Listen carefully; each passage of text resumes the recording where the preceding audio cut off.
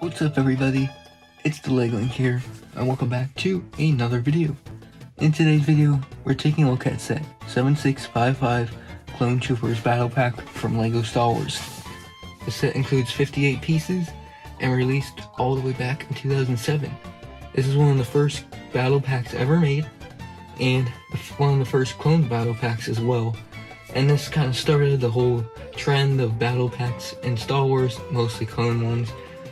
And yeah, this set the foundation for future battle packs to come. This was only $10 back in the day, which I mean, it's pretty fair for 58 pieces and 4 figures. Nowadays, it's pretty expensive, $40 used, $78 new. And yeah, like I said, it's released in 2007, and as you can see by the side of the box, we have the 30th anniversary logo. So yeah, this was kind of released for that time period. So on the back, we can see all 4 figures included, plus some other sets released at the time. So here's the instructions. We can see the Darth Vader head that's on the box as well. This is obviously based off episode 3 with the Phase 2 clones, pretty much on Kashyyyk, I believe, with the forest background. But on the instructions, there's some promotion for other sets. Inside, there's promotion for other sort of things, more set promotion, and some nice art for the other battle pack, which is the droid one, which came out at the same time. But yeah, it's pretty much basic instructions, not many pages, since it's a pretty small set. So in this set, we have 2 regular Phase 1 clone troopers.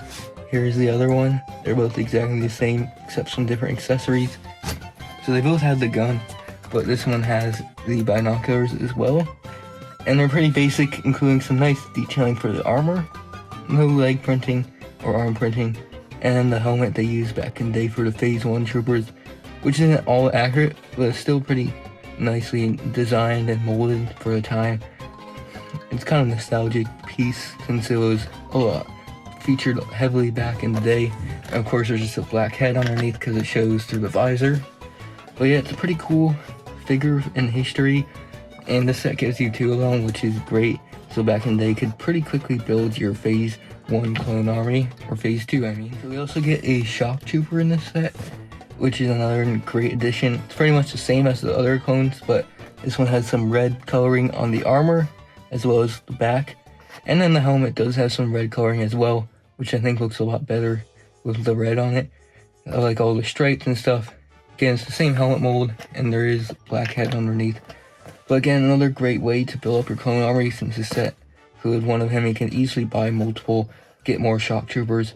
And yeah, this figure is pretty rare nowadays and highly coveted. I believe this is the only set it appeared in, which is interesting. It might have appeared in one other one, but yeah, it's a pretty cool representation of a shock trooper. The last figure in this set is the 327 Star Corps trooper with the yellow printing. And this guy is exclusive. He did appear in similar form, but with a pauldron and the turbo tank, I believe. But yeah, this one does not have a pauldron, it's just a regular trooper. I believe it's based on the ones that kill Aayla Secura in the movie. I don't believe they're based on Obi-Wan's troopers, since it's yellow marking. This has some unique printing on the torso with a little strap, some yellow lines and stuff. Nothing too interesting on the back. And then the helmet has a yellow stripe in the middle, which looks pretty cool. So yeah, again, another great figure, and it's great to have all these clone troopers back in the day. They could easily build a bunch of them up for only $10 a piece. Nowadays, you gotta pay like $20 just for like 3 or 2, usually 4 though. But yeah, it's a pretty great deal back in the day. So there's 2 side builds in this set. One is this little turret. It's pretty simple, using some round dish plates with some white walls. There's like a little red piece up here. This is connected by some snot. And then we have a little mounted turret here, just using a cone piece and a rifle. And you can stand the figure on the back here, act like they're manning the gun. You can kind of swivel the gun, I guess. It's kind of breakable though, since it's not connected too well. But yeah, it's pretty neat, pretty simple side build, but effective at the same time.